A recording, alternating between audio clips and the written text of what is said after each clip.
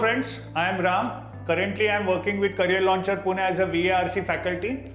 In this particular video, we are going to talk about what kind of preparation strategy you should have in order to crack the CAT, so to speak. Depending on when you are watching this video, maybe you have 5 months, maybe you have 4 months, maybe you have 3 months, right? But the strategy that we are going to discuss, whatever be the amount of time left with you, remember less than 3 months, it's not going to happen, my dear friends, right? If you start preparing, it's not going to happen. So what strategy should you follow which is universally applicable, whatever be your strengths, whatever be your weaknesses? That is the strategy that we are going to discuss today. All of you, even the non-engineering students, would be remembering a basic formula E equal to mc square, right? Einstein's formula, theory of relativity. So let's twist this formula around. Let me say that this is the formula you need in order to crack the CAT. M is equal to CE square. Now what is this formula? No prizes for guessing. This stands for marks. What do C and E stand for? Remember, it's not just E, it's E square. C stands for consistency. Now what do I mean by consistency? What do I mean by consistency?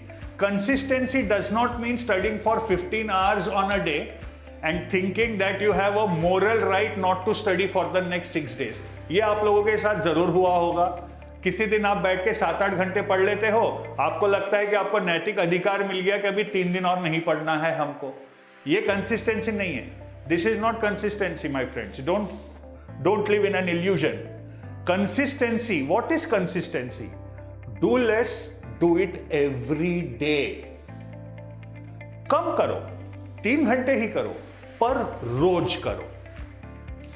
Second Saturday, fourth Saturday, Sunday, आपका birthday, girlfriend का birthday, boyfriend का birthday, parents की anniversary, 26 जनवरी जो cat के बाद आएगी obviously, 15 अगस्त, दिवाली, लक्ष्मी पूजन, धनतेरस, दशहरा, कुछ भी हो, एक मिनिमम अमाउंट आपको पढ़ना ही है रोज. That is consistency. एक दिन छुट्टी ले लिया आपने, 7 दिन में आप कंसिस्टेंट नहीं हो. बहुत ही सीधी बात है, राइट? तो ये पहला रूल है. This is the C. Then this is a combination of 2 E's, right? And the combination is everything every day. Usually क्या होता है? Suppose there is an engineer, right, who attends a 2-hour class of maths. Say the topic is speed, distance and time, right? Sir कोई question देते हैं आपको, right? आपके जो भी सर होंगे आपको कोई क्वेश्चन देते हैं, आप 5 मिनट उस पर दिमाग लगाते हो, 10 मिनट उस पर दिमाग लगाते हो, आप सॉल्व नहीं कर पाते हो. सर आके फटाक से 2 मिनट में सॉल्व कर देते हैं. इंजीनियर्स का ईगो हर्ट होता है क्योंकि उनको लगता कि उनको मैथ्स आता है. नॉन इंजीनियर्स का फिर भी ठीक है, वो पहले ही सोच के रखते हैं मेरे को मैथ्स नहीं चाहता. इंजीनियर्स को लगता कि उनको आता है, बट सही बात यह है कि कैट का मैथ्स ना इंजीनियर को आता ना नॉन इंजीनियर को अच्छे से आता.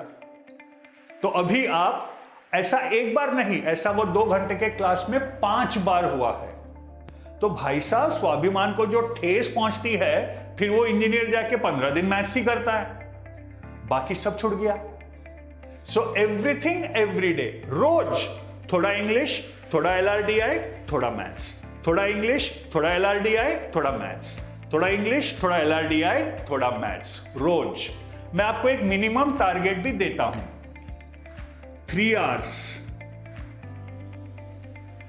Right, which means 180 minutes. ये एक गलती बच्चे जरूर करते हैं. मैं तब पढ़ूंगा जब मेरे को 3 घंटे का स्लॉट मिलेगा. मैं रात को 8 से 11 पढ़ूंगा. ये वर्कएक्स वालों का खासकर प्रॉब्लम है. मैं रात को 8 से 11 पढ़ूंगा. 3 घंटे एट अ स्ट्रेच आपको पढ़ने बोला ही नहीं किसी ने. You read for study for 45 minutes at a stretch and do it 4 times a day, you are still reaching 180 minutes.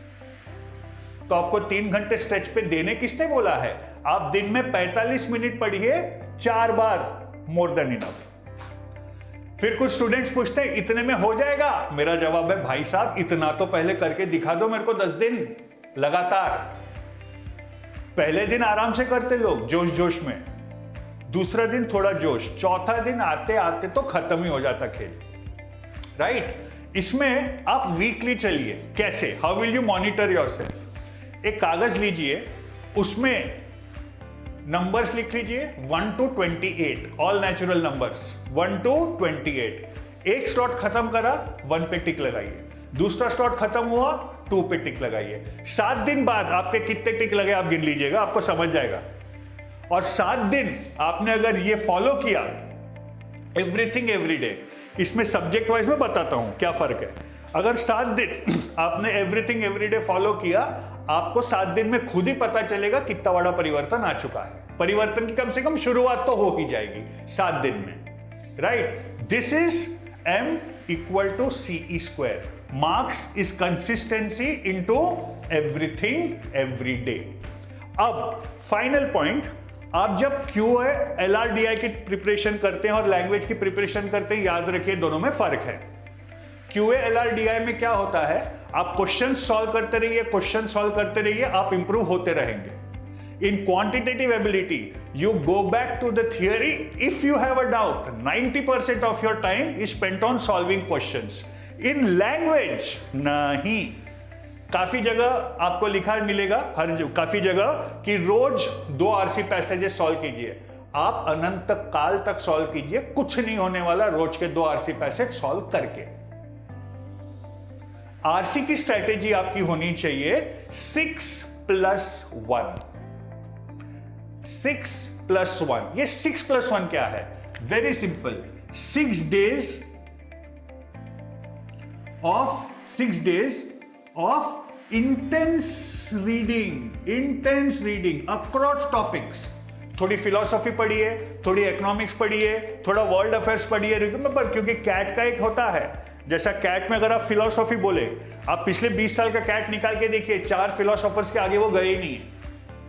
Emmanuel Kant, Friedrich Nietzsche, Jean Paul Sartre, Sigmund Freud. हालांकि वो philosopher है नहीं, ठीक है, वो साइको एनालिस्ट है। कभी कभी एंशिएंट ग्रीक फिलॉसफी आ जाती है। अब ये चारों का विकी पेज अगर आप पढ़ के रखे हो और ये चारों के बारे में आपको प्रायर नॉलेज है, राइट, और उसी टॉपिक पे अगर आपको पैसेज आया, क्या लगता है आपको कैसा होने वाला है पैसेज? आपके लिए इजी होगा, पूरे दुनिया के लिए तकलीफ होगी, पूरे दुनिया के लिए मुश्किल होगा। तो 6 दिन आप अलग अलग टॉपिक्स पे रीडिंग कीजिए, विकिपीडिया से रीडिंग कीजिए। हालांकि विकिपीडिया बहुत फैक्चुअल है, मैं ये नहीं मानता, बट एक प्रिलिमिनरी नॉलेज गेन ही करना है आपको कौन सा PhD करना है वो टॉपिक पे। वर्ल्ड हिस्ट्री के टॉपिक्स नोट कर लीजिए आप, World War I, World War II, communism, capitalism and the cold war, खत्म। इसके बाहर का पॉलिटिक्स का वर्ल्ड पॉलिटिक्स का टॉपिक आता ही नहीं है कैट में। तो 6 दिन आप रीडिंग कीजिए, 7वें दिन बैठ के 1 घंटे का लैंग्वेज टेस्ट लीजिए, उसको अच्छे से एनालाइज कीजिए कि हो सकता है उसके बाद कोई RC पैसेज का में कोई इंसान का नाम था जिसके बारे में आपको नहीं पता है ना, उसका विकी पेज पढ़ लीजिए। हो सकता है कोई आइडिया के ऊपर था, search for extra terrestrial intelligence के बारे में पैसेज आएगा, आपको पता ही नहीं है क्या होता है, ठीक है। तो पैसेजेस आप जब सॉल्व करेंगे उससे और कंटेंट मिलेगा, शायद अगले 6 दिन का कंटेंट उसी से मिल जाएगा आपको रीडिंग का। Got the idea? एक एनवायरमेंट इकोलॉजी का पैसेज आना ही है, उसमें 5-6 टॉपिक्स हैं, 3-4 प्रोटोकॉल्स हैं, पढ़ के रख लीजिए। तो लैंग्वेज आप जब प्रिपेयर करते हैं, please don't try to solve RCs every day, कोई पॉइंट नहीं है। आप 6 दिन रीडिंग कीजिए, 7वें दिन लैंग्वेज टेस्ट दीजिए, फिर 6 दिन रीडिंग कीजिए, 7वें दिन लैंग्वेज टेस्ट दीजिए। ये 6+1 का चक्कर आपको घुमाते रहना है, घुमाते रहना है, घुमाते रहना है कैट तक। फिर देखते हैं आपको 99 परसेंटाइल कैसे नहीं आएगा लैंग्वेज में। तो ये है basic preparation strategy for CAT, right? Please implement this strategy and I am sure you'll be able to score well. Okay? Thank you very much. All the best.